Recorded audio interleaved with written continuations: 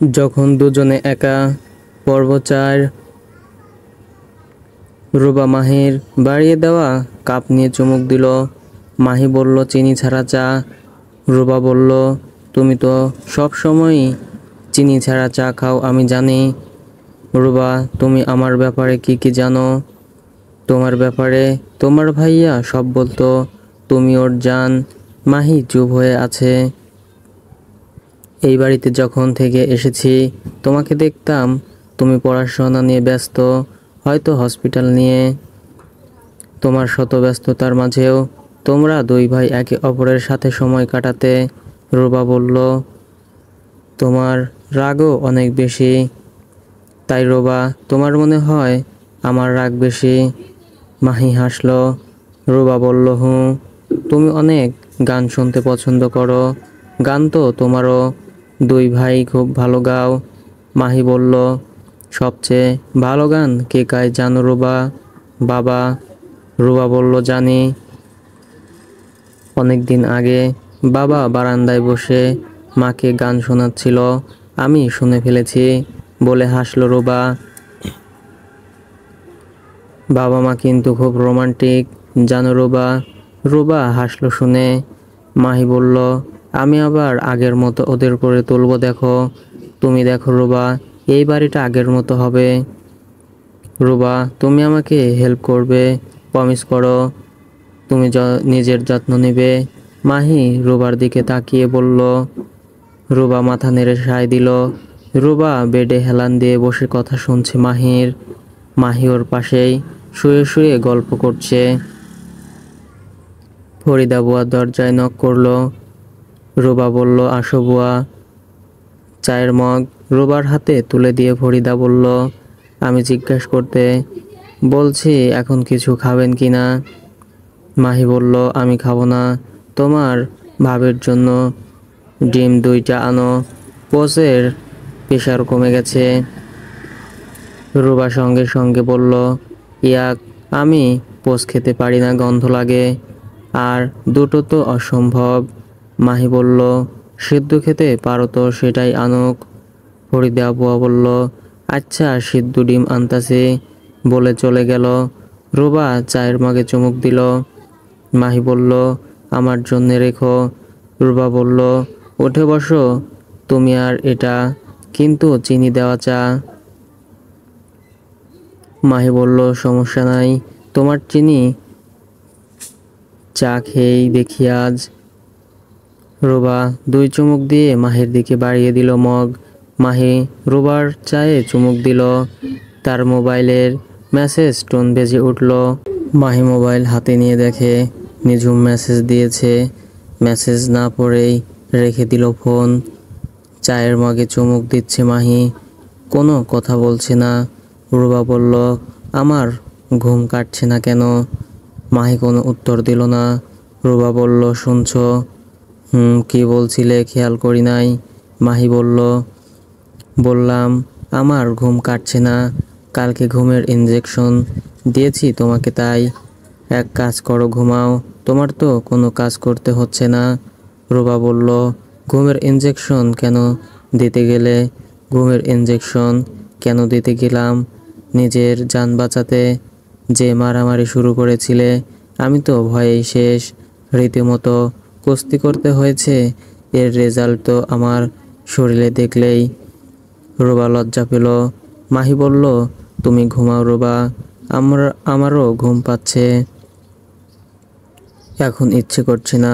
রুবা বলল, আর একটা কথা, আমি যতক্ষণ ঘুমাবো তুমি বেড থেকে নামবে না, কোথাও যাবে না, প্রমিস করো। ওয়াশরুমে যাব না। অবাক হয়ে রুবা বলল। মাহি বলল, যাবে, তার আগে আমাকে ডাকবে। রুবা বলল, আচ্ছা ঠিক আছে। মাহির মোবাইলে আবার মেসেজ আসছে। মাহি দেখার প্রয়োজনই বোধ করলো না। মাহি মোবাইল নিয়ে উঠে বসলো বেডে। তারপর রিয়াদকে কল দিল। রিং হচ্ছে। রুবার দিকে তাকিয়ে বলল, আমি একটু রিয়াদ ভাইয়ের সাথে কথা বলে আসছি, বলে রুম থেকে বের হয়ে গেল। রিয়াদ ওপাশে ফোন ধরেই বলল, আমি ভাবছিলাম তোকে ফোন দেই। মাহি বলল, বলেন ভাই। না, আগে তুই বল, কেন ফোন দিলি? মাহি রাতের সব ঘটনা খুলে বলল। সকালে অসুস্থ হয়ে গেল রুবা, সেটাও বলল। রিয়াদ শুনল মনোযোগ দিয়ে, তারপর বলল, মাহি তুই খুব চোখে চোখে রাগ রুবাকে। এখন কি অবস্থা? ভাই এখন তো খুবই নর্মাল, আমি সেটাতেও অবাক হচ্ছি। ওকে একা রাখিস না মাহি। এরকম সময় মুড খুব ঘন ঘন সুইং হয়, এই ভালো আবার খারাপ হতেও সময় লাগে না, রিয়াদ বলল। আর সাইকোলজিস্ট ইফতিখার ভাইয়ার সাথে কথা বলবি, একটু বলে দেখ। ঠিক আছে ভাই, কথা বলবো দেখি।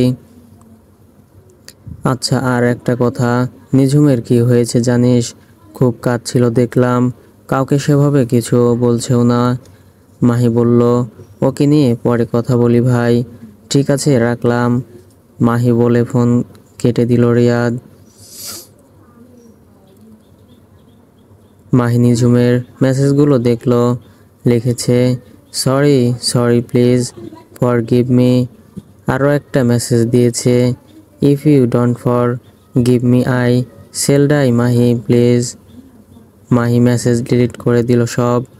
তারপর ফোন গ্যালারিতে গিয়ে তার আর নিঝুমের অ্যালবাম ডিলিট করে দিয়ে মোবাইল পকেটে ঢুকিয়ে রাখলো। বুয়া তাদের রুমের দিকে ট্রেতে করে রুবার জন্য ডিম, ফ্রুট, বিস্কিট নিয়ে আসছে। ওকে দেখে দাঁড়িয়ে গেল। মাহি বলল, যাও ভেতরে। মাহি রুমে ঢোকে, দেখে রুবা আবার ঘুমিয়ে গেছে। মাহির খুব সিগারেট খেতে ইচ্ছে করছে, কিন্তু রুবার খারাপ লাগবে ভেবে বাদ দিল। বুয়াকে বলল, কুদরত ভাইকে বলো মায়ের ঘরে যেমন কলিং বেল আছে সেরকম একটা এ ঘরের জন্য কিনে আনতে। এখান থেকে ডাকলে যেন শোনো না তোমরা। ফরিদা ঠিক আছে বলে দরজা চাপিয়ে চলে গেল। মাহি দরজা লক করে বিছানায় গিয়ে শুয়ে পড়ল। তারও খুব ঘুম পাচ্ছে। রোয়া গভীর ঘুমে আচ্ছন্ন, ঘন ঘন নিঃশ্বাস ফেলছে। মাহি রোবার দিকে তাকিয়ে আছে, ওর ঘুম চোখ এখনো ফোলা। রোবাকে দেখতে দেখতেই ঘুমিয়ে গেল মাহি।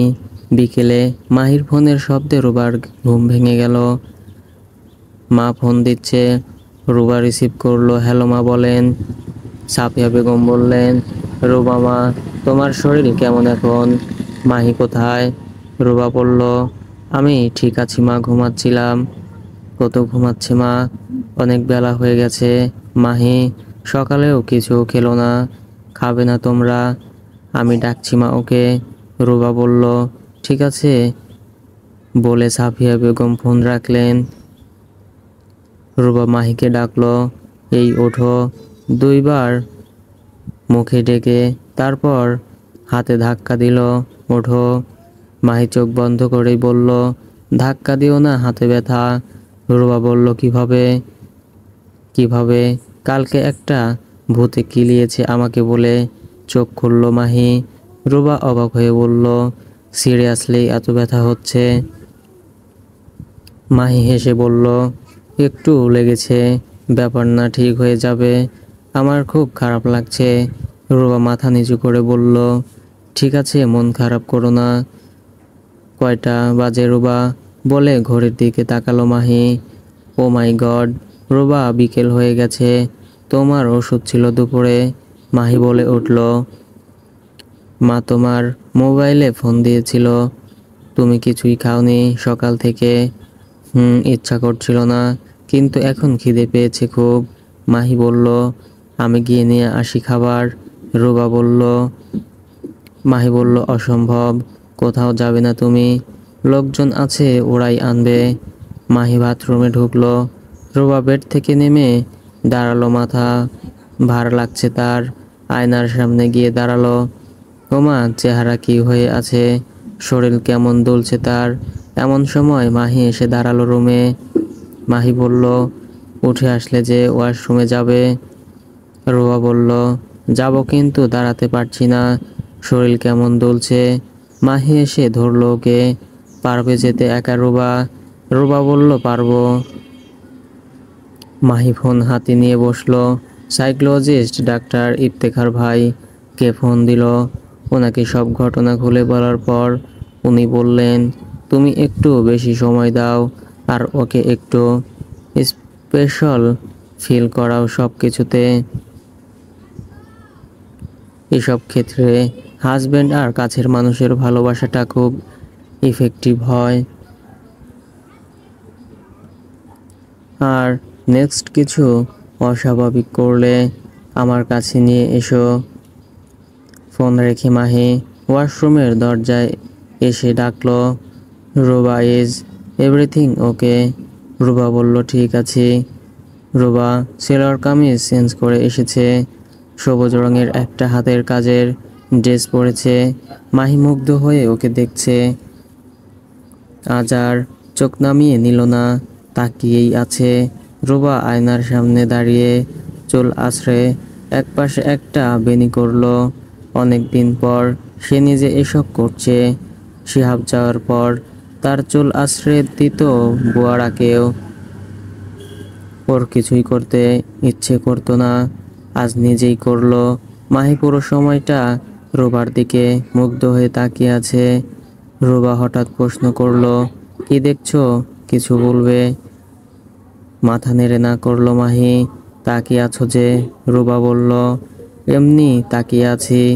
মাহি মনে মনে ভাবলো, এই মুখটাকে দেখে খারাপ চিন্তা করা আসবে কিভাবে বলতে পারলি রে নিঝুম? আমার তো ওকে দেখে নিজেকে খুব ছোট মনে হচ্ছে এখন। তুই আমার ভেতরটাকে এভাবে নাড়িয়ে দিলি নিঝুম। দীর্ঘশ্বাস ফেললো মাহি। কি ব্যাপার, এভাবে তাকিয়ে আছো? আবার বলছো তুমি কিছু বলবে না? রুবা প্রশ্ন করলো। মাহি রুবার দিকে হাত বাড়িয়ে দিল। রুবা মাহির বাড়িয়ে দেওয়া হাত ধরলো। মাহি ওকে সোফায় বসিয়ে দিল। তারপর বলল, আমার মনে হচ্ছে তুমি পড়ে যাও যদি, তাই দেখছি। রুবা, এখনো এখানে বসো, আমি খাবার দিতে বলি। মাহি বলল। সন্ধ্যায় মাহি রুবাকে ধরে ধরে পোর্চের উপর বাগানে নিয়ে এসে বসিয়ে দিল। দুজন এখানে যখন বসেছিল তখন দূর থেকে ওদের দেখছিলেন সাফিয়া বেগম আর আসগর সাহেব।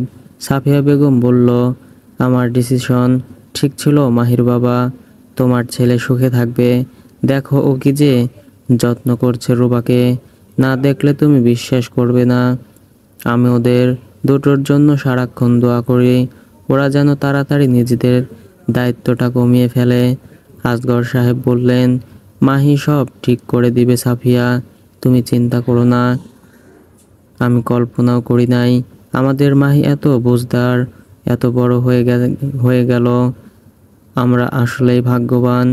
বাবা মা, আল্লাহ আমাদের এত ভালো দুটো সন্তান দিয়েছেন। সাফিয়া বেগম আসগর সাহেবের হাতটা ধরলেন। অনেক দিন পর আসগর সাহেবও নিজের স্ত্রীর হাত শক্ত করে ধরলেন। আসগর সাহেব বললেন, চলো ভেতরে যাই, ওরা থাকুক ওদের মতো। সাফিয়া বেগম আঁচল দিয়ে চোখ মুছলেন। রুবা, বলো, তোমার বন্ধু বান্ধবীদের সাথে যোগাযোগ করো না? রুবা বলল, আমার এত বেশি বন্ধু বান্ধব নাই, দুইজন বান্ধবী আছে, ওরাই শুধু। আর ইদানিং যোগাযোগ আমি রাখি নাই। একটা জিনিস কি জানো, বেশি সুন্দর মেয়েদের বেশি বন্ধু থাকে না। মাহি বলল। রুবা বলল, কেন? লোকজন ওদের হিংসে করে বন্ধু হতে চায় না তাই। রুবা বলল, তাই বুঝি? কেন, তোমাকে তোমার বান্ধবীরা হিংসে করে না? মাহি বলল, না, হিংসে করবে কেন, আশ্চর্য। মাহি উঠে এসে রুবার সামনে ঝুঁকে বলল, তুমি যে সুন্দর, তোমাকে যে কেউ হিংসার কথা করার কথা। রুবা যাও বলে হেসে উঠল। মাহিও হাসলো। আচ্ছা চলো রুমে যাই, গরম লাগছে এখানে, মাহি বলল। রুবা উঠে দাঁড়ালো, ওর হাত ধরলো মাহি। রুমে ঢুকে মাহি দেখে ফোনে নিঝুমের অনেকগুলো মিসড কল। মাহি বিরক্ত হলো। নিঝুম যে অপমান তুই আমাকে আজ করেছিস, তারপর আমাদের আর কোনো কথা থাকতে পারে না। নিঝুম আবার ফোন করলো, মাহি কেটে দিল। মাহি শুধু এখন রুবাকেই ভাবতে চায়। ওর জীবনে আর কেউ নেই। নিঝুমের জন্য যে খারাপ লাগা, কষ্টটা ছিল, আজ সকালে নিঝুম সেটা কবর দিয়েছে নিজের হাতে। রুবা বলল, তোমার কি খারাপ লাগছে? মুখটা কেমন দেখাচ্ছে কেন? মাহি বলল, মাথা ব্যথা করছে। শুয়ে থাকি একটু। চোখ বন্ধ করে সোজা হয়ে শুয়ে আছে। রুবা মাহির পাশে এসে বসলো বেডে। ঘরের আলো কমিয়ে দিল সে। বেশি আলো কষ্ট দেয় মাইগ্রেনে। রুবা মাহির মুখের দিকে তাকিয়ে আছে। হাতটা রাখলো মাহির মাথায়। কেন জানি তার খুব অস্থির লাগছে মাহির কষ্ট দেখে। ঝুঁকে মাহির কাছে এসে ফিসফিস করে বলল, তোমার বেশি যন্ত্রণা হচ্ছে তোমার? মাহি চোখ মেলে বলল, হুঁ। হাত বুলিয়ে দেই, ভালো লাগবে। মাহি বলল, থাক। মনে মনে বলল, মাথায় কোনো যন্ত্রণা নেই, আমার বুকের ভেতরে বেশি কষ্ট রুবা। তোমাকে কিভাবে বলি সেটা? মাহির চোখ দিয়ে কয়েক ফোঁটা পানি বেয়ে পড়ছে। রুবার মাহির জন্যে বুকের ভেতর কেমন অস্থির লাগছে। ওর কষ্ট দেখে এত খারাপ লাগছে যে ছুটে বের হয়ে গেল রান্নাঘরের দিকে। ওকে দেখে দুই বুয়া অবাক হয়ে গেল। ভাবি গো, আপনি উইঠা আইলেন ক্যারে? কি লাগবো? রুবা বলল, আদা দাও আছে। হরিদা বলল, আছে, কিন্তু কি করিবেন ভাবি? রুবা বিরক্তি নিয়ে বলল, আগে বের করো। হরিদা আদা বের করে দিল। ভাবি, আম্মা যদি দেখে আপনি রান্নাঘরে, আমার জান শেষ। কি লাগবো আমি বানাই দেই। চায়ের পাতিল কোথায় বুয়া? লাইলি বলল, এই যে পাতিল, আমি চা বানাই। রুবা বলল, না আমি করব, সরো তোমরা। ভাইজান কই?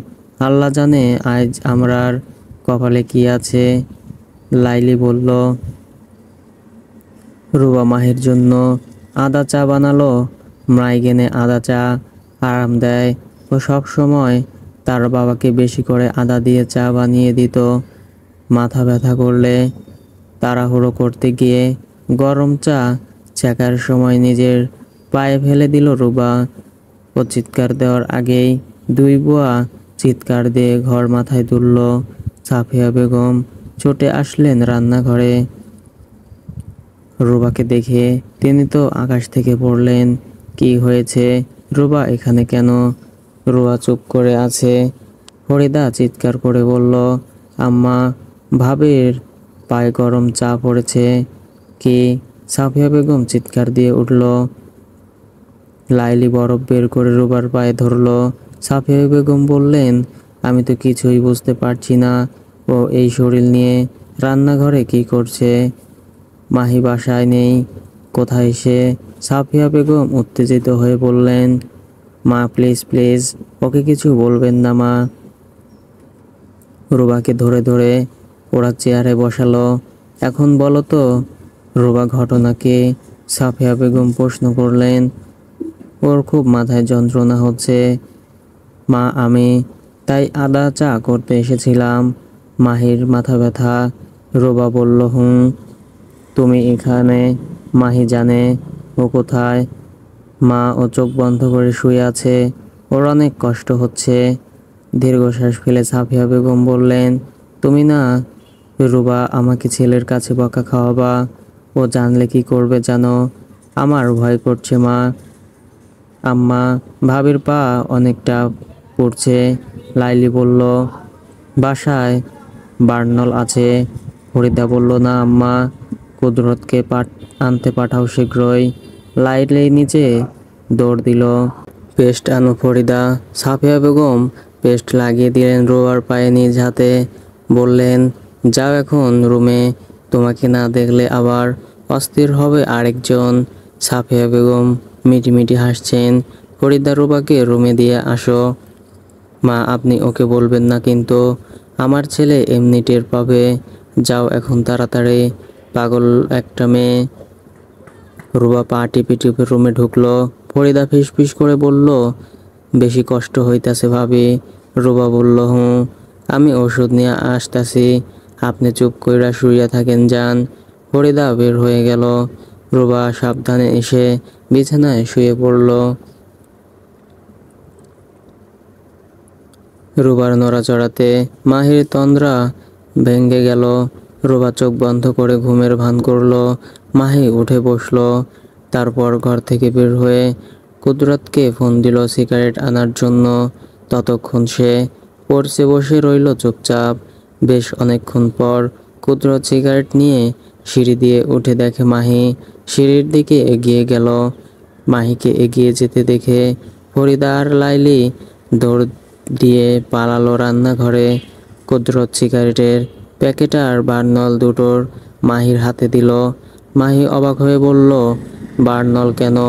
কুদরত বলল, লাইলি কইল ভাবির পায়ে চা বানাতে গিয়া গরম চা পড়ছে, পা পইরা গেছে। মাহি অবাক হয়ে বলল, রুবার, হ ভাইজান, ঠিক আছে তুমি যাও। মাহি বার্নল হাতে নিয়ে রুমের দিকে রওনা হলো। ফরিদা দৌড় দিল সাফিয়া বেগমকে খবর দিতে। মাহি নিজের ঘরে এসে ঢুকলো। রাগে তার গা জ্বলছে। রুবা চোখ বন্ধ করে ঘুমের ভান করে আছে। মাহি রুবার পায়ের দিকে তাকালো। পেস্ট লাগানো পায়ে দেখেই বোঝা যাচ্ছে পা পুড়েছে। সে কোমরে হাত দিয়ে দাঁড়িয়ে রইল কিছুক্ষণ। ঠিক তখনই সাফিয়া বেগম নক করে ঘরে ঢুকলেন। মাহি, বাবা কিছু বলিস না বলে হেসে দিলেন সাফিয়া বেগম। মা, আমি কিছুই বুঝতে পারছি না ঘটনা কি। তোর মাথা ব্যথা করছে দেখে ও গেছে আদা চা করতে, নিজে করবে, ওদের ধরতেই দেয় নাই। তাড়াহুড়ো আর ঠিকমতো দাঁড়ানোর ক্ষমতা নেই, কাঁপছে শরীর যথারীতি। চা ফেলেছে পায়ে, অনেকটা পড়েছে, কষ্ট পাচ্ছে। এই যে আর ঘুমের ভান করতে হবে না, উঠেন, ওষুধ লাগান। সাফিয়া বেগম রুবার উদ্দেশ্য বললেন। রুবা উঠে বসল। মাহি তাকিয়ে আছে ওর দিকে। আমি গেলাম, তুই তোর পাগল সামলা বাবা বলে সাফিয়া বেগম হাসতে হাসতে বের হচ্ছেন। রুবা বলল, মা আপনি যাবেন না, ও বকবে মা। মাহি ধমক দিল, চুপ। সাফিয়া বেগম ওদের রুম থেকে বের হয়ে এলেন। অনেক দিন পর আনন্দে তার চোখ ভিজে গেল। মাহি রুবার দিকে তাকালো চোখ গরম করে। রুবা মুখ ফিরিয়ে নিল অন্যদিকে। রুবার পায়ের কাছে এসে লড়ে বসলো মাহি। রুবা পা সরিয়ে নেওয়ার চেষ্টা করছে। মাহি শক্ত করে চেপে ধরলো পা। আহ লাগছে। একদম চুপ রুবা, ধমক দিল মাহি। মাহি বার্নল বের করলো। ইস, এতটা পড়েছে। আগে বলো রুবা, আমি চা খেতে চেয়েছি আর তুমি কেন বানাতে গেছো? বাসায় লোকজন নেই, তোমার মাথায় ব্যথা হচ্ছিল তাই। আমার মাথায় ব্যথা বলেই এই শরীর নিয়ে তোমাকে যেতে হবে চা বানাতে। মাহি বলল, আমার অনেক কষ্ট হচ্ছিল তোমার কষ্ট দেখে। রুবা কাঁদো কাঁদো গলায় বলে ফেলল কথাটা। মাহি কেঁপে উঠল রুবার কথায়। রুবার মুখে কথাটা শুনে মাহির সমস্ত শরীর ঝিমঝিম করে উঠল। মনে মনে বলল, তোমার তো মাথায় কিছু হয়নি, ব্যথা, মিথ্যা বলেছি, মাথা ব্যথা। আমার কষ্ট ছিল মনের ভেতর, রুবা তাও অন্য কারো দেওয়া, আর তুমি অস্থির হচ্ছ। আমার কষ্ট হলেই কি রুবা? মাহি বলল। রুবা বলল, জানি না। রুবার পায়ে বার্নল লাগিয়ে ওর পাটা মাহি নিজের বুকে চেপে ধরল। কি সুন্দর পাটা এভাবে পোড়ালে তুমি। পাও কারো এত সুন্দর হয়? মাহি রুবার দিকে তাকিয়ে বলল। ইস, ছাড়ো পা। রুবা লজ্জা পেয়ে বলছে, ছাড়বো না আজ। তুমি বলবে কেন তুমি এত কষ্ট পেলে? মাকে ডাকবো কিন্তু। রুবা বলল, ডাকো, আমার সমস্যা নাই। মা, আরো জোরে ডাকো। মাহি বলল, আজ বলতেই হবে, আমি পা ছাড়ছি না। দেখো, এই রাতে দুজন কষ্ট পেয়ে অস্থির, মাহির জন্য একজন, মাহির কষ্ট দেখে আরেকজন মাহিকে কষ্ট দিয়ে। মাহি হেসে বলল, রুবা তুমি বলবে আজ দাঁড়াও, কালকে রাতে তুমি পাগলামি করেছো, আজ দেখো আমি কি করি। মাহি বলল, রুবা তুমি বলবে আজ দাঁড়াও, কালকে রাতে তুমি পাগলামি করেছো, আজ দেখো আমি কি করি। প্লিজ আমার পা ছাড়ো, রুবা অনুনয় এর সুরে বলছে। ছাড়বো না, মাহি বলল। রুবা বলল, তুমি কি এভাবে আমার পা ধরে থাকবে নাকি? থাকবো। মাহি রুবার পায়ের গোড়া জায়গায় ফু দিচ্ছে। রুবা খুব কষ্ট হচ্ছে, একটু জ্বলছে। রুবা বলল। মাহি বলল, একটু না, অনেক বেশি কথা, জ্বলার কথা। তুমি এরকম পাগলামি কেন করতে গেলে? তোমার শরীর ভালো না, একা ওয়াশরুমে যেতে পারছো না, আবার আমার জন্য চা বানাতে রান্নাঘরে চলে গেলে। আর গিয়ে বলে আসলেই তো হতো, নিজের করার দরকার ছিল না। রুবা বলল, তোমার মতো কি ওরা করতে পারতো? এই চা বানানোর এক্সপার্ট আমি। হাসলো রুবা। মাহি তাকালো রুবার দিকে। তাই বলে এতটা কষ্ট নেওয়ার দরকার ছিল না। তুমিও তো সারাদিন আমার জন্যে কত কি করেছো। মাহি হেসে বলল, শোধ নিচ্ছ? রুবা বলল, হ্যাঁ নিচ্ছি, যাও। আর কি কি দিলে শোধ নিবে রুবা? রুবা হেসে বলল, তুমি যা যা দিবা সব। তাই বুঝি? মাহি পায়ে ফু দিয়ে দিয়ে বলল, আমি কষ্ট দিলে রুবা? তুমি আমাকে কখনো কষ্ট দিতেই পারবে না, আমি জানি। যদি দেই রুবা? রুবা বলল, তোমার কি মনে হয় তুমি কষ্ট দিলে আমি তোমাকে কষ্ট দিতে পারবো? মাহি মাথা নেড়ে বলল, না। মাহি বিড়বিড় করে বলল, রুবা, আর যদি আদর ভালোবাসা দেই? রুবা লজ্জায় লাল হয়ে গিয়ে বলল, জানি না, এখন পা ছাড়ো প্লিজ। মাহি রুবাকে চমকে দিয়ে ঠোঁট নামিয়ে ওর পায়ে চুমু দিল। যাও, ছেড়ে দিলাম। আমার জন্য এত কষ্ট, যন্ত্রণা পেলে একটা কিছু তো পাও না, তাই না? রুবা চোখ ঢেকে ফেলল তার হাত দিয়ে। মাহি রুবার দিকে তাকিয়ে মনে মনে বলল, আজকে আমার মনের যা অবস্থা, আজকেই একজন যে আঘাত আমাকে দিয়েছে, আর আজ তুমি আমার জন্যে নিজেকে যে কষ্ট দিলে রুবা, তার বিনিময়ে শত সহস্র বার আমি তোমার এই পা আমার বুকে চেপে ধরতে পারবো। তুমি শুধু আমাকে আর একটু সময় দাও, আর একটু সাহস দাও, আর একটু সামান্য ভালোবাসা দাও। আজ আমার ভালোবাসার খুব দরকার। মাহি বলল, আর লজ্জা পেতে হবে না, চলেন যাই ডিনার করে আসি। বলে হাত বাড়িয়ে দিল মাহি। রুবা মাহির হাত ধরল। নিঝুম দুপুরে হসপিটাল থেকে ফিরে সেই যে নিজের রুমে ঢুকেছে, একবারও বের হয়নি। মাহি যেদিন তাকে বলল সে রুবাকে বিয়ে করবে, সেদিন বিয়েও করলো। সেদিনও এতটা কষ্ট হয়নি যতটা আজ হচ্ছে, কারণ আজ সে মাহিকে এমন কষ্ট দিয়েছে যা দেওয়ার কথা কোনোদিনও কল্পনা করেনি। এত বড় অপবাদ দিয়েছে নিজের লজ্জায়, দুঃখে এখন মরে যেতে ইচ্ছে করছে নিঝুমের। মাহি তো ঠিকই বলল, আমি কি সত্যিই ওকে ভালোবাসি? ভালোবাসার মানুষকে এভাবে কেউ অপবাদ দেয়? ছি, কি করলাম আমি? আগে তো মাহি আমাকে তাও ভালোবাসার দৃষ্টিতে দেখতো, আমার জন্য আফসোস করত, আর আজ থেকে আমাকে ঘৃণায় ভরে দেখবে। আমি কিভাবে সহ্য করব মাহির এই ঘৃণা? আমি তো তোকে জানি, তুই ভালোবাসলে কতটা উজাড় করে ভালোবাসিস, তার ঘৃণা করলে তোর ঘৃণাও কতটা মারাত্মক। এত যে বুঝি আমি, তাই সেই আমি আজ কি করলাম? উফ। নিঝুম চোখ মুছতে মুছতে ভাবছে, আজ তোর গলায় আছড়ের দাগগুলো দেখে আমি পাগল হয়ে গিয়েছিলাম রে মাহি। তারপর তোরা রোবার ওপর রাগ থেকে কি জঘন্য অপবাদ দিয়ে ফেললাম, নিজেও বুঝতে পারি নাই। আমাকে একটা সুযোগ দে প্লিজ, আমি তোর কাছে মাপ চাইতে চাই। নিঝুম কাঁদছে। কথাগুলো সে লিখে হোয়াটসঅ্যাপে পাঠিয়ে দিল। নিঝুম, নিঝুম, দরজা খোল তাড়াতাড়ি। রিয়া দরজা নক করছে। কখন থেকে দরজা বন্ধ করে আছিস খোল। নিঝুম চোখ মুছে বিছানা থেকে উঠে দরজা খুলে দিল। রিয়া বলল, কি হয়েছে তোর? নিঝুম বলল, মাথা ব্যথা করছে। রিয়া এক্সাইটেড হয়ে হঠাৎ বলা শুরু করলো, নিঝুম, নিঝুম, নিঝুম, দারুণ খবর আছে। আপু হাত ছাড়, কি হয়েছে বল। নিঝুম, সাজ্জাদদের বাসার লোকজন আসছে বিয়ের কথা বলতে। একটু আগে সাজ্জাদ ফোন দিয়ে বলল, আর আম্মুকে ওর বাবা ফোন দিয়েছিল। নিঝুম এর কোনো প্রতিক্রিয়া হলো না শুনে, শুধু বলল, ও কি খুশি না তুই নিঝুম? নিঝুম, মাথা ব্যথা করছে, তাই খুশি হওয়ার দেখাতে পারছি না এখন।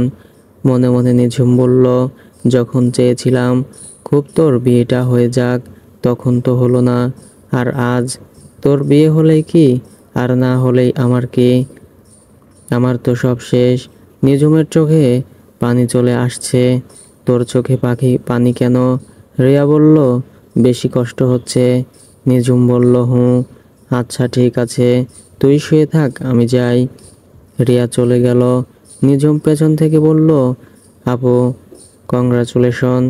রিয়া হেসে বলল, থ্যাঙ্কস, রেস্ট নে।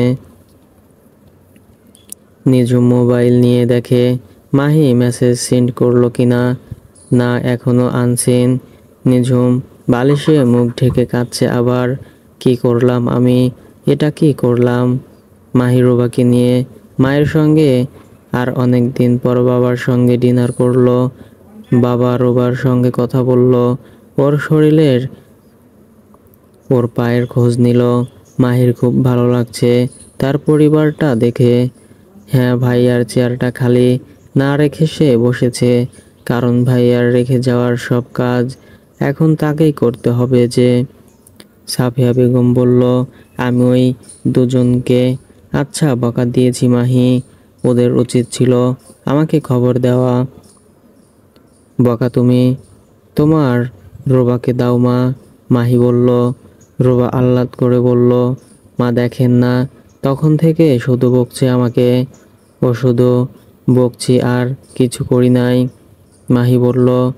রোবা চোখ বড় বড় করে তাকালো মাহির দিকে, মনে মনে বলল, কি বলা শুরু করলো বাবা মায়ের সামনে, পাগল নাকি?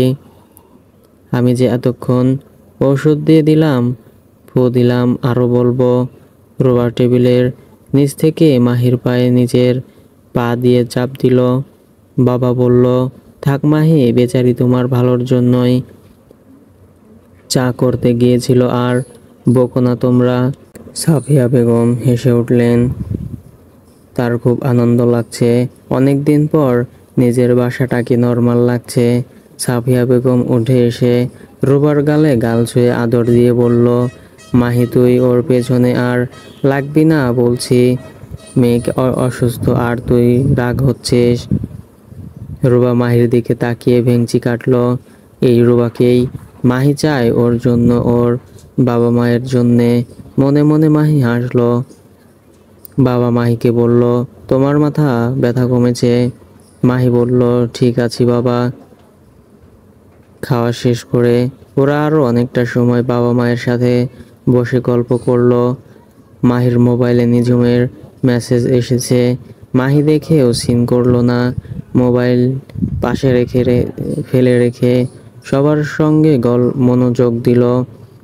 ডিনার করে বাবা মায়ের সাথে সময় কাটিয়ে ওরা দুজন যখন রুমে ঢুকলো, তখন ঘড়িতে 11:15। মাহি রুবাকে ওষুধ খেতে দিয়ে বলল, কালকে দুপুরের দিকে আমার একটা কাজ আছে এখানে, কনফার্ম না, আমি বাসায় না থাকলে তুমি কিন্তু আবার উল্টোপাল্টা কাজ করা শুরু করো না। আমি আবার কি উল্টোপাল্টা কাজ করি? রুবা, তুমি আজ যা ঘটনা ঘটালে, মা এসে পড়লো, তাই কিছু বলি নাই, আমি কিন্তু খুব রেগে গিয়েছিলাম। রুবা বলল, সবই ঠিক ছিল, হাতটা কেঁপে চাটা পড়ে গেল, এই যা আর কি। তাই না রুবা, এটাই আর করো না। তুমি কি হসপিটালে যাবে? না রুবা, একজনের সাথে দেখা করতে যাব। ও আচ্ছা। মাহি বিছানায় এসে রুবার পাশে বসতে বসতে বলল, একটা অনুমতির দরকার ছিল তোমার কাছে। কিসের অনুমতি? রোবা জানতে চাইল, সোফায় ঘুমিয়ে আমার অভ্যাস নেই, কয়দিন ঘুমিয়ে আমার পেট ব্যথা হয়ে গেছে, তুমি অনুমতি দিলে আমি বিছানায় ঘুমাতে চাই। রোবা অবাক হয়ে বলল, এর জন্য আমার অনুমতি লাগবে? তোমার ঘর, তোমার বেড, তারপরও লাগে। রোবা বলল, তুমি এখানেই ঘুমাতে পারো। মাহি খুশি হয়ে বলল, থ্যাঙ্কস। মাহি বলল, আর একটা অনুমতি লাগবে। রোবা হেসে বলল, আবার কি? আমি শুধু একটা সিগারেট খেতে চাই, সেই অনুমতি চাই। রোবা হো হো করে হেসে উঠল। আচ্ছা ঠিক আছে, ঘরেই খাও, বাহিরে খুব গরম। না, এসির ভিতরে খাবো না, বেশি সময় নিব না, জাস্ট 5 মিনিট, বলে মাহি বের হয়ে গেল। সিগারেট ধরিয়ে মাহি রিয়াদকে মেসেজ দিয়ে আগামীকালকে রিয়াদের সাথে দেখা করার সময়টা ফিক্সড করলো। মাহি হোয়াটসঅ্যাপে নিঝুমের দেওয়া মেসেজটা পড়লো, তারপর ডিলিট করে দিল। সিগারেট শেষ করে মাহি 2 মিনিট বসলো আরও, তারপর রুমে ঢুকলো। রুবা বিছানায় শুয়ে পড়েছে। মাহি চোখে মুখে পানি দিয়ে বিছানায় এসে বলল, তুমি রাগ করনি তো সিগারেট খেতে চাইলাম বলে? না, রাগ করি নাই। তো চলো ঘুমিয়ে পড়ি, রাত অনেক হয়েছে। রুবা, তোমার পায়ের জ্বলনিটা কমেছে? রুবা বলল, আগে থেকে কম। দাঁড়াও, আর একটু বার্নল লাগিয়ে দিচ্ছি বলে মাহি বেড থেকে নেমে বার্নলটা নিয়ে এলো, তারপর হাত ধরে এসে রুবার পায়ে লাগিয়ে দিল ওষুধের জন্য। রোবার চোখে রাজ্যের ঘুম চলে আসছে। মাহি বলল, লাইটগুলো অফ করে দাও রোবা, শুধু কর্নারের ওই ল্যাম্প শেডটা থাকুক। রোবা সব অফ করে দিল। মাহি বলল, গুড নাইট। রোবা হাসলো তার উত্তরে, তারপর অন্য পাশ ফিরে শুয়ে পড়ল। মাহি বেশি কিছু সময় তাকিয়ে রইল তার পাশে শুয়ে থাকা রোবার দিকে। আজই প্রথম তারা এক বিছানায় ঘুমাচ্ছে। মাহি অনেক সতর্ক হয়ে দূরত্ব বজায় রেখে শুয়ে আছে। অনেক দিন পর মাহির একটা গভীর ঘুম হলো। সকাল সকাল ঘুম ভেঙে যায় তার, আজও তাই হলো। 10টার দিকে রিয়াদ ভাইয়ের সঙ্গে দেখা করতে বনানী যাবে। 8:30টার দিকে রোবাকে ডেকে তুলল মাহি, ওঠো, ব্রেকফাস্ট করব। রোবা উঠে ফ্রেশ হতে গেল। মাহি সেই ফাঁকে রেডি হয়ে গেল। রোবা রুমে ঢুকে বলল, তুমি কি এখনই বের হচ্ছ? মাহি বলল, খেয়ে তারপর যাব, তাই একবারে তৈরি হয়ে নিলাম। তুমি রেডি? চলো টেবিলে যাই। ওরা খাওয়ার টেবিলে গিয়ে দেখে মা পেপার পড়ছে। মাহিকে আর রোবাকে দেখে হাসলেন। সাফিয়া বেগম, কোথাও বের হচ্ছ মাহি? মা, একটু বনানী যাচ্ছি, চলে আসবো। লাঞ্চ বাসায় করবে তুমি? রুবা প্রশ্ন করলো। হ্যাঁ। মাহি খেতে শুরু করলো। মায়ের দিকে তাকিয়ে বলল, মা, আমি যতক্ষণ না আসবো রুবাকে তোমার সঙ্গে রাখবে। রুবা বলল, কেন, আমি কি করলাম? মাহি বলল, তোমার শরীরটা খারাপ, আর তুমি কখন কি করো তার ঠিক নেই। রুবা বলল, মা দেখলেন তো। রুবা, মাহি ঠিক বলেছে। সাফিয়া বেগম বললেন, তোমার শরীর ভালো না, একজন কেউ সঙ্গে থাকা উচিত। চা খেয়ে মাহি 9:45টার দিকে বের হয়ে গেল। পার্কিংয়ে দেখা হয়ে গেল রিয়াদের সঙ্গে। কফি শপে ঢুকে রিয়াদ কফির অর্ডার দিল। ওরা বসলো এক কর্নারে। মাহি, কি খবর বল? ভাই, আছি বেঁচে। শরীর, রুবার শরীর কেমন? রিয়াদ জিজ্ঞেস করলো। আছে, ভালো, আগের চেয়ে। ওকে নিয়ে আমার চিন্তা। ইফতিখার ভাইয়ের সাথে কথা বললাম, তিনি বললেন বেশি সময় দিতে, ইম্পর্টেন্স দিতে, স্পেশাল ফিল করাতে। সব করতে চেষ্টা করছি। গুড মাহি, বিশ্বাস করবেন না ভাই, যে মানুষটা টোটাল ডিপ্রেশনে চলে যাচ্ছিল, এখন আবার সে হাসছে। একটু সময় দিতেই অনেক চেঞ্জ এসেছে। এটাই এখন দরকার রোবার জন্য মাহি। আচ্ছা নিঝুমের ব্যাপারটা কি বলতো? কালকে সেই কান্নাকাটি, তুই তো জানিসই তোদের বন্ধুদের একদল তোর রুবাকে বিয়ে করাটা নিয়ে খুব চটে আছে তোর উপর, তোর সাথে কথাও বলে না। আর যারা তোর আর নিঝুমকে নিয়ে জেলাচ্ছিল তারা আবার হ্যাপি এখন। তুই আমাকে বল, নিঝুম নতুন করে আবার কান্নাকাটি কেন করছে? আমাকে বলল আমার সঙ্গে কথা আছে, যদিও আমি গতকাল বেশি ব্যস্ত ছিলাম তাই সময় দিতে পারি নাই। রিয়াদ বলল, রিয়াদ ভাই, আপনি তো জানেনই আমার ভাইয়ের সাথে আমি কতটা ক্লোজ ছিলাম, ও আমার কতটা জোরে ছিল। আর তারপর যে মানুষটার সঙ্গে আমি সব শেয়ার করি, পরামর্শ করি, আপনি হলেন সেই মানুষ। আপনার কাছে লুকানোর কিছু নেই বলে মাহি গতকালের নিঝুমের সব কথা বলল রিয়াদকে। রিয়াদ সব শুনে বলল, নিঝুম তোর উপরেই অপবাদ দেওয়াটা কোনোভাবেই ঠিক করেনি। আমি অবশ্যই বলবো, কিন্তু ও আসলে তোকে হারানোর কষ্ট থেকেই করছে কাজটা। নিঝুম এমন নয় যে রোবার প্রতি কনসার্ন হয়ে বলে ফেলেছে, নিজের না পাওয়ার যন্ত্রণা থেকে করেছে। তুই এটা ধরে বসে থাকিস না মাহি। রিয়াদ ভাই, আমি কারো কারো কাছে খুব খারাপ, আমি জানি। আমি সেদিন কি করতে পারতাম আর কেন করেছি সবাইকে ব্যাখ্যা করতে করতে ক্লান্ত। আমি স্বনামধন্য একজন ব্যারিস্টারের সন্তান, জন্ম হয়েছে প্রাচুর্যের ভেতরে। জীবনে যা কিছু চেয়েছি চাওয়ার আগেই পেয়ে গেছি। আমার পরিবার তা ফুলফিল করেছে। স্বপ্নের মতো জীবন আমার, হঠাৎ একদিন তাসের ঘরের মতো আমার পরিবারের সুখ ভেঙে যাওয়ার চুরমার হয়ে যায়। আমার পাহাড়ের মতো বাবা তার সবচেয়ে প্রিয়যোগ্য সন্তানের অপ্রত্যাশিত মৃত্যুতে একেবারে ভেঙে পড়েন। মা অসহায় তার সেই ছেলের সন্তান সম্ভাবনা বিধবা স্ত্রীকে নিয়ে। যে পরিবার, যে মা আমাকে সারা জীবন শুধু দিয়েই এসেছেন, এক রাতে সেই মা জীবনের প্রথম কিছু চাইলেন আমার কাছে। চাইলো আমার প্রিয় ভাইয়ের স্ত্রী আর তার সন্তানের জন্য একটা নিরাপদ জীবন। আমার কাছে আমার পরিবার কখনো কোনো এক্সপেকটেশন রাখেনি, কিন্তু সেই রাতে মা অনেক আশা নিয়েই আসলো অসহায়ের মতো। আমি পারতাম ফিরিয়ে দিতে মাকে, খুব সহজ হতো বরং সেটাই আমার কাছে, কিন্তু আমি করিনি ভাই, কারণ এই প্রথম আমার কাছে মা কিছু চাইলো। হ্যাঁ, আপনি বলতে পারেন আমরা রুবাকে একটা ভালো জীবন দিতে পারতাম, কিন্তু কি সেটা?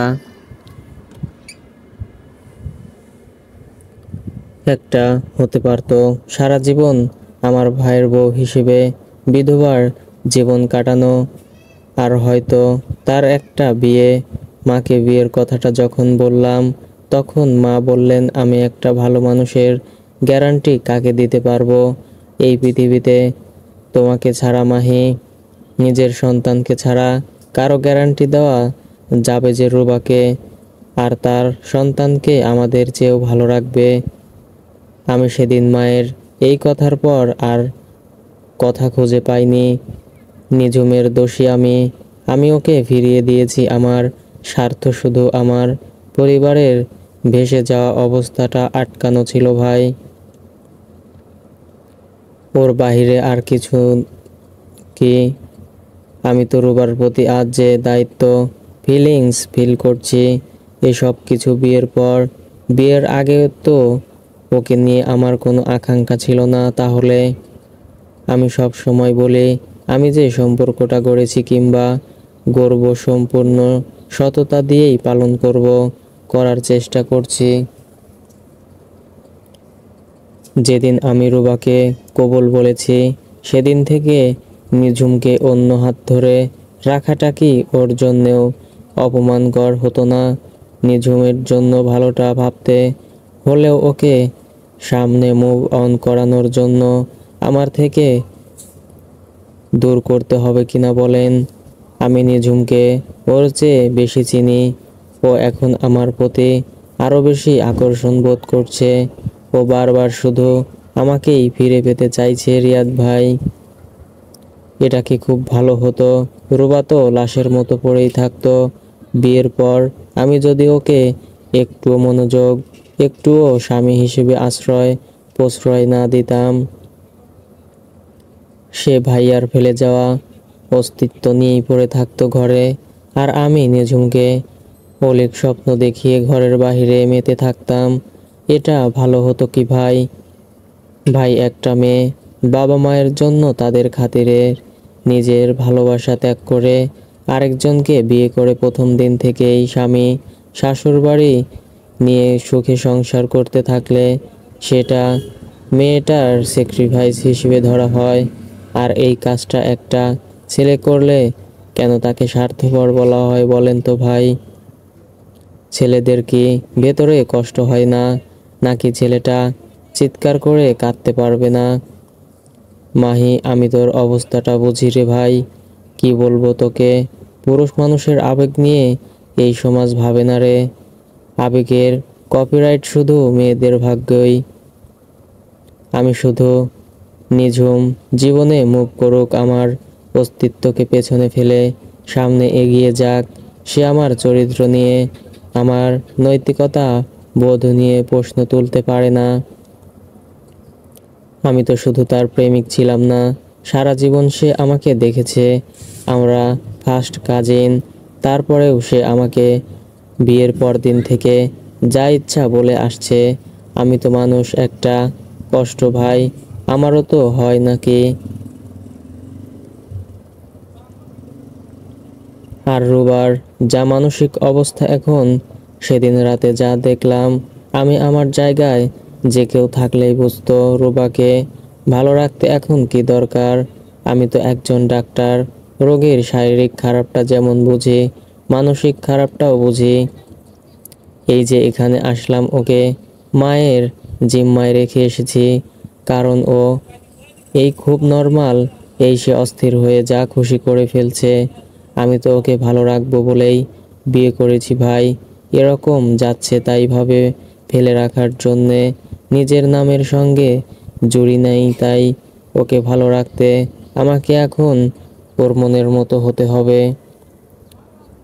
ও যে স্পেশাল, সবার জন্যে আগের মতোই সেই ফিলটা দিতে হবে। আমি এখন তাই করছি। তুই ঠিক আছিস আমি জানি মাহি,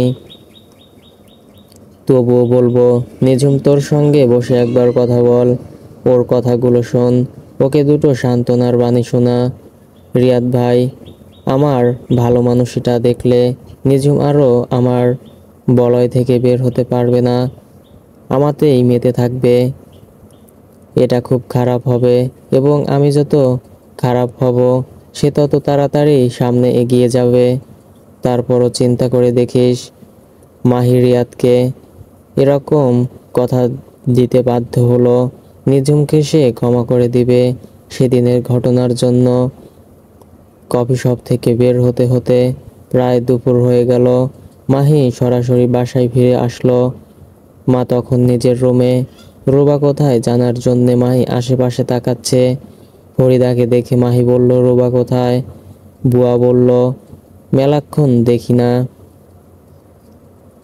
আছে মনে হয় আপনার রুমে। মাহি নিজের রুমে এসে দেখে না, এখানে নেই। শিহাবের রুমে উকি দিল, সেটা বন্ধ। মাহি একটু অস্থির বোধ করছে। এবার সে রুমের সামনে দাঁড়িয়ে ডাকলো, রুবা, রুবা কোথায় তুমি? তাও কোনো সাড়া শব্দ নেই। কি আশ্চর্য, কোথায় সে? লাইলি বুয়াকে দেখে জিজ্ঞাসা করলো। সে বলল, ও ছাদে। এই শরীর নিয়ে সে দুপুর রোদে ছাদে কি করে? মাহি ছাদে উঠে এলো। রুবা টের পায়নি। মাহি পেছন থেকে ওর চোখ দুটো ধরে ফেললো। রুবা বলল, আমি জানি কে গায়ের ঘ্রাণ বলে দিচ্ছে। এটা ডাক্তার মাহির আসগর। আমার গায়ের ঘ্রাণ চেনা হয়ে গেছে তোমার, অনেক উন্নতি। বারে, তুমি আমার সামনে তোমার পারফিউমটা স্প্রে করলে না তখন, সেজন্যই তো বুঝলাম। কিন্তু রুবা, আমি তো বুঝলাম না তুমি এই দুপুরের রোদে এই শরীর নিয়ে ছাদে কি করছো? রুবা বলল, লাইলি বুয়া কাপড় শুকাতে ছাদে এসে দেখে 8-10টা টিয়া পাখি ছাদে। এটা শুনেই আমি দেখতে এসেছি। টিয়া পাখি আমার খুব প্রিয়। তাই বুঝি? আর কোন পাখি? পশু আপনার প্রিয় ম্যাডাম? ম্যাকাও পাখি গুলো দেখতে খুব সুন্দর হয়, আমার ভালো লাগে। রুবা বাকি লিস্ট নিচে নেমে শুনবো। এখন চলো নিচে যাই, আমার হাত ধরো। রুবা মাহির হাত ধরে সিঁড়ি বেয়ে নিচে নেমে এলো। সাফিয়া বেগম ওদের দেখে বললেন, মাহি একটা খবর আছে, এদিকে আয়। মাহি এবং রুবা মায়ের কাছে এসে বসলো। কি খবর মা? রিয়ার শ্বশুরবাড়ির লোকজন আসবে বিয়ের ডেট ফিক্সড করতে আজকে সন্ধ্যায়। রিয়ার বিয়ে মনে হচ্ছে এই মাসেই। খবরটা শুনে মাহি হাসলো শুধু। চিন্তা করলো একটা সময় এই খবরটা তার আর নিঝুমের জন্য কতটা আকাঙ্ক্ষিত ছিল। আজ কোনো অর্থই বহন করে না। মুখে বলল মাহি, ভালো খবর, অবশেষে রিয়া আপু আর সাজ্জাদ ভাইয়ের বিয়ে হচ্ছে। সাফিয়া বেগম বললেন, হ্যাঁ, তারপর নিঝুমেরটা হয়ে গেলে নাহার নিশ্চিন্ত হয়ে যাবে। মাহি চুপ করে আছে। আজ সন্ধ্যায় আমি যাব ওই বাসায়। নাহার জোর করছে। মা বলল, আপনার তো যাওয়াই উচিত, ফ্যামিলির সবার বড় আপনি। কিন্তু রুবা, তোমার শরীর খারাপ, আর তোমার শ্বশুরও থাকবে একা, তাই ভাবছিলাম কি করি। মা তুমি চিন্তা করো না, আমি তো আছি রুবা আর বাবার জন্য। মাহি বলল, ঠিক আছে, আমি সন্ধ্যায় যাব, যত তাড়াতাড়ি আসা যায় সেই চেষ্টা করব। আমি রুমে গেলাম। মা, রুবা তুমিও চলো। মাহি রুবাকে নিয়ে চলে আসলো। রুবা এসি ছেড়ে দিল। মাহি বিছানায় কাত হয়ে শুয়ে মোবাইল টিপছে। রুবা, তুমি গোসল করেছো? না। তাহলে ঢুকে পড়ো, গোসল করে আসো। লাঞ্চ টাইম তো হয়ে এলো, তোমার ঔষধ আছে, টাইমলি খেতে হবে। রুবা বলল, যাচ্ছি। মাহি বলল, তার আগে এদিকে আসো দেখি। রুবা সামনে গেল। মাহি বলল, কাছে আসো। আসলাম। আরো কাছে আসো রুবা, তোমার পাটা দাও, দেখি কি অবস্থা। রুবার পা ধরে মাহি বলল, ইস কতটা লাল হয়ে আছে এখানে, আর কোনোদিন এমন অস্থিরতা দেখাবে না।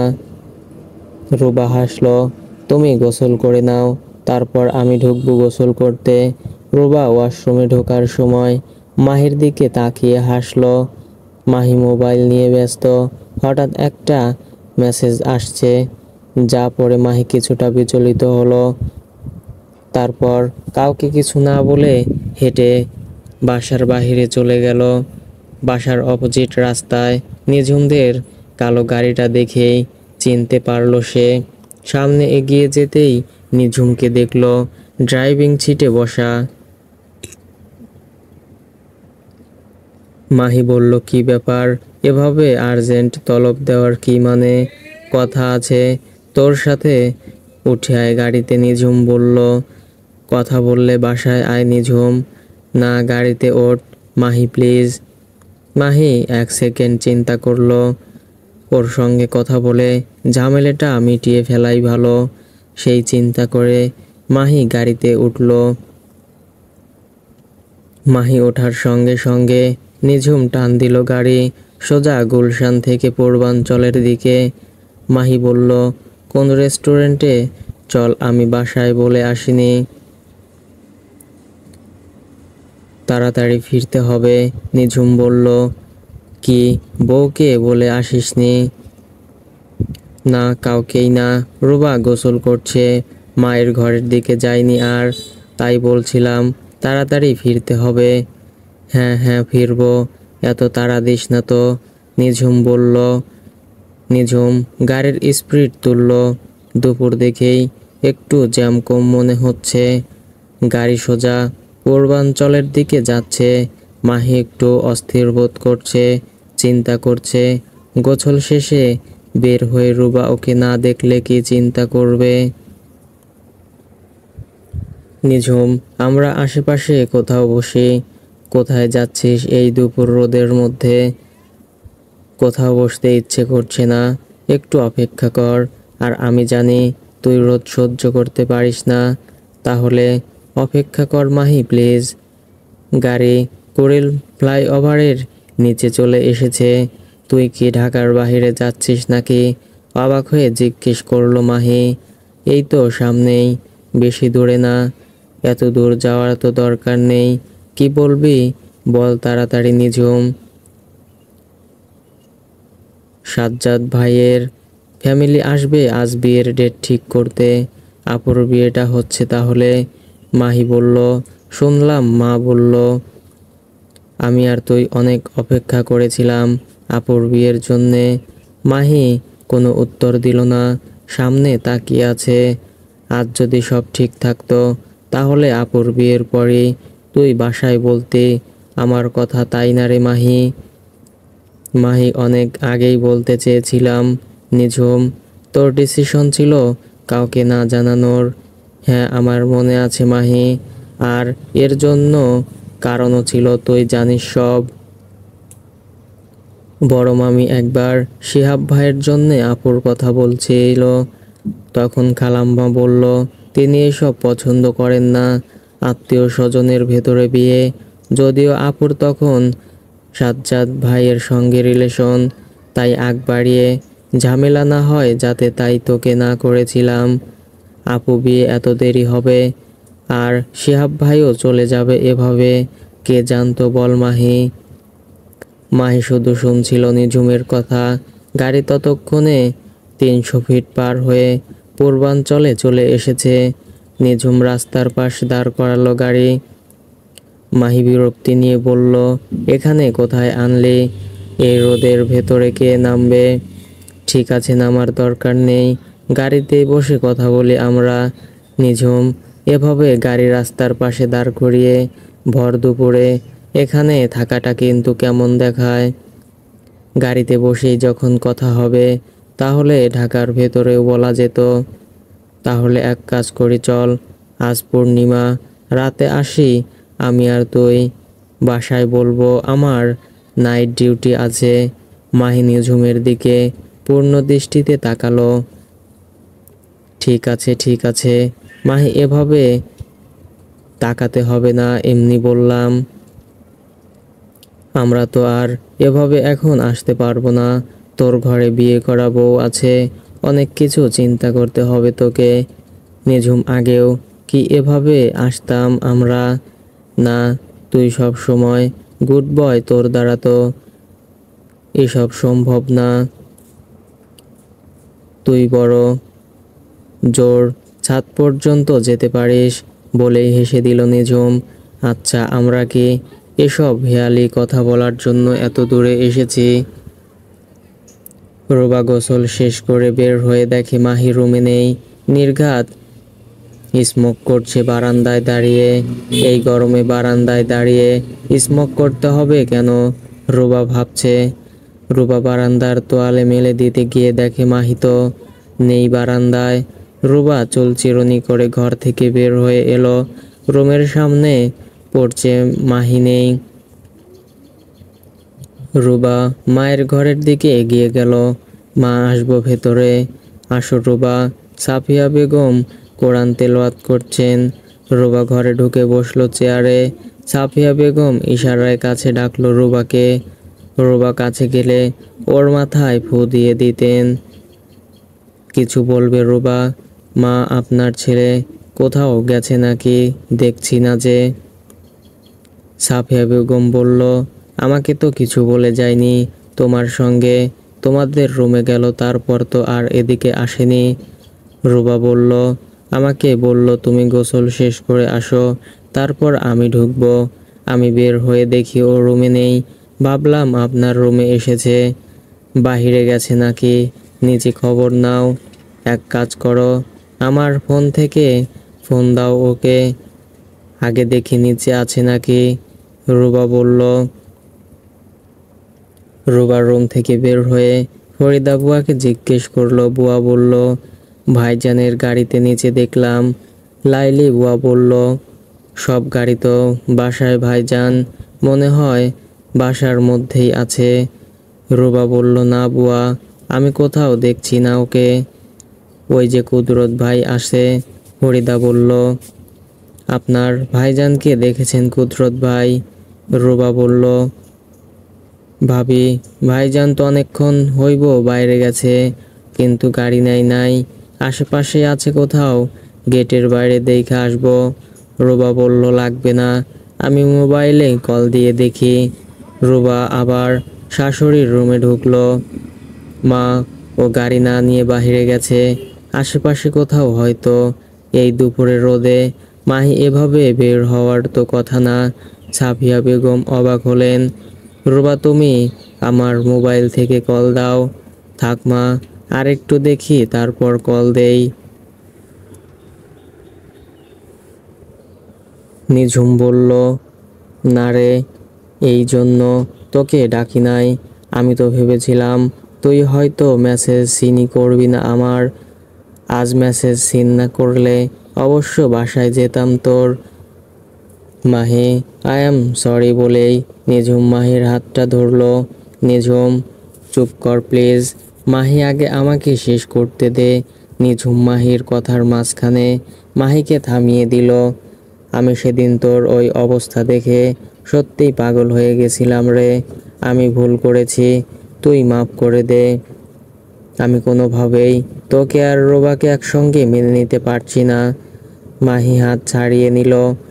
ঠিক তখনই তার ফোনে কল করলো মা।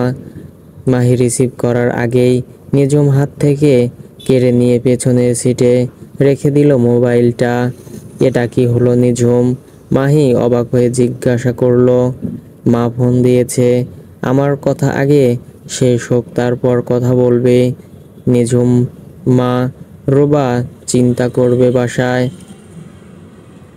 আমি কাউকে কিছু বলে আসিনি, তোর SMS পেয়ে চলে আসলাম। রুবা, রুবা, রুবা। মাহি প্লিজ একটু সময় এই নামটা থেকে বের হ। আমি বলি যে আমি কোথায় আছি, তারপর তোর কথা শুনি। মাহি বলল, মাহি, কি বলবি তুই এই সময় আমার সঙ্গে এখানে? খালাম্মা তখন সহজভাবে নিবে ব্যাপারটা। মাহি বলে উঠল, আচ্ছা ঠিক আছে, এখন বল কি বলবি তাড়াতাড়ি। মাহির ফোনের ভাইব্রেশন সাউন্ড হচ্ছে। মাহি, তুই আমাকে বলে দে, আমি তোকে ছাড়া কিভাবে থাকবো? আমি পারছি না রে, সত্যিই পারছি না। নিঝুম, আমি তোর কাছে ক্ষমা চাচ্ছি। তুই তোর জীবনটা আমার জন্য নষ্ট করিস না প্লিজ। আমাকে ক্ষমা না কর, নিজেকে ভালো রাখ তুই। না রে, তোকে ছাড়া মাহি আমি ভালো থাকতে পারবো না। মাহি, এখন আর কি করতে পারি বল? তুই নিঝুম, আমার কি করার আছে? অনেক কিছুই করতে পারিস তুই। একটা কথা বল, তোর আর রুবার সম্পর্ক তো আর নর্মাল স্বামী স্ত্রীর মতো হবে না কখনো। আমি জানি তুই আমাকে ভুলে রুবাকে বুকে টেনে নিতে পারবি না। সে তুই রাগের মাথায় আমাকে যত কথাই বলিস মাহি, আমি জানি তুই রুবাকে আমার জায়গায় বসাতে পারবি না। মাহি নিঝুমের দিকে তাকিয়ে আছে। আমরা তো প্ল্যান করেছিলাম বাহিরে পড়তে যাব, রুবা থাকুক খালাম্মার কাছে, আমরা আমাদের লাইফটা সেট করি, তারপর নিঝুম। মাহি উৎসুক হয়ে তাকিয়ে আছে রুবার দিকে। কালকে সারা রাত আমি চিন্তা করলাম ব্যাপারটা। তোকে আমি যে পরিমাণ ভালোবাসি, তোর জন্য আমি রুবাকেও মেনে নিতে পারবো। মাহি হেসে দিল। মানে কি বলতে চাইছিস তুই? পরিষ্কার করে বল। আমি যা বুঝতে পারছি, আমার মনে হয় ব্যাপারটা তা বলছিস না তুই নিঝুম। ব্যাপারটা হলো, ধর্মমতে তো তুই একাধিক বিয়ে করতে পারিস মাহি। আমি রুবাকে মেনে নিলাম, ওর একটা আশ্রয় দরকার ছিল। তোদের বাড়ির চেয়ে বড় আশ্রয় আর কি হতে পারে? নিঝুম, আমি সত্যিই লজ্জিত, দুঃখিত যে আমার জন্য তোর মাথাটা সত্যিই খারাপ হয়ে গেছে। তুই বুঝতে পারছিস তুই কি বলছিস? তোর মতো এত ব্রেইন একটা মেয়ে, একজন ভালো ডাক্তার হওয়ার সব যোগ্যতা যার আছে, সে কিনা বলছে কারো সেকেন্ড ওয়াইফ হবে, যার স্ত্রী আছে ঠিকঠাক। কিসের ঠিকঠাক স্ত্রী আছে মাহি? কবুল বললেই কি বউ হয়ে যায় কেউ, যাকে তুই মন থেকে কখনো মেনে নিতে পারবি না কখনো? তোকে এই কথা কে বলল যে আমি রুবাকে মেনে নিতে পারবো না? আমি রুবাকে মেনে নিতে না পারলে কখনো বিয়েই করতাম না। ওকে আমার মাথার নিচে শুধু ছাদ দেয়াল দেওয়ার জন্য এই বিয়ে করি নাই রে, ওকে ভালো রাখার জন্য বিয়ে করেছি। সে যাই হোক, তুই এসব উল্টাপাল্টা চিন্তা বাদ দে। মাহি, আমি সিরিয়াসলি বলছি, কিন্তু আমিও সিরিয়াসলি বিয়েটা করেছি নিঝুম। এই একটা কথা বলতে বলতে আমি ক্লান্ত। হয়তো এখন আমি আর রুবা প্রপার স্বামী স্ত্রীর সম্পর্ক গড়ি নাই, কিন্তু রুবা যখন আমার প্রতি আগ্রহী হবে,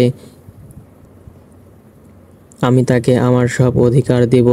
আমি আমার কোনো দায়িত্ব থেকে দূরে যেতে চাই না, না বাবা মায়ের প্রতি, না রুবার প্রতি, যখন সে আমার বিবাহিতা বউ। মাহি, তুই ভেবে দেখ, আমাকে এখনই বলার কিছু নেই, সময় নে। নিঝুম বলল, কিসের সময়, কি ভাববো? শোন নিঝুম, তখন তোর আর আমার সম্পর্কটার নাম হবে কি জানিস? পরকিয়া। তুই আমার আর তোর প্রেমের সম্পর্কটা কাউকে জানতে দিস নাই ফ্যামিলিতে। এখন এই নামের সম্পর্কটা গড়লে, তোর কথা ধরেই বলছি, তখন কিভাবে ফেস করবি? এতটা স্বার্থপর হতে যদি পারতাম তাহলে আজ এখানে বসে থাকতাম না, তুই আর আমি। মাহি, আমি কতটা অসহায় হয়ে এসব কথা বলছি তুই জানিস? মাহি দীর্ঘশ্বাস ফেলল। নিঝুম, আমরা সবাই খুব অসহায় রে। আল্লাহ আমাদের সবার সঙ্গে এক আজব খেলা খেলছে। নিঝুম কেঁদে দিল। তুই আমার কাছাকাছি আছিস না, আমাকে ঘৃণা কর, তাহলেই পারবি আমাকে ভুলে যেতে। মাহি নিঝুমের মাথায় হাত রাখলো। প্লিজ কোনো পাগলামি করিস না, চল দেরি হচ্ছে। মাহি, একটা কথা বলতো, তুই কি রুবাকে ভালোবেসে ফেলেছিস? ওকে কি খুব আদর দিস তুই? মাহি বলল, সত্যিটা জানতে চাস? অবশ্যই। আমি রুবার অনেক যত্ন করি, ও সব কিছু আমার ফার্স্ট প্রায়োরিটি, কারণ ও ভালো থাকলে আমার মা, আমার বাবা, আমার বাসাটা ভালো থাকে। নিঝুম বলল, কি ভাগ্য দেখ রুবার, একটা মেয়ে, তার আপন বলতে কেউ নেই, আবার সবাই আছে। শিহাব ভাইয়ের বউ হয়ে যখন আসলো তখন থেকেই ফ্যামিলির প্রতিটি মানুষ কি এক অজানা কারণে রুবাকে খুব পছন্দ করে। রুবার সৌন্দর্যই কি এর মেইন কারণ? যে একবার ওকে দেখে ওর প্রতি আকর্ষণ বোধ করে, ওর প্রশংসায় পঞ্চমুখ হয়ে যায়। রুবা, এই রুবা সেই খালাম্মা ছেলের মৃত্যুতে যত কষ্ট পেয়েছে, রুবার কষ্টে তার দ্বিগুণ কষ্ট পায়। ইদানিং মনে হয় শিহাব ভাইয়ের বউ হিসেবে যত আদর করত, তোর বউ হিসেবে দ্বিগুণ আদর করে। আমার রাগে গা জ্বলে মাহি। মাহি চুপ করে বসে আছে।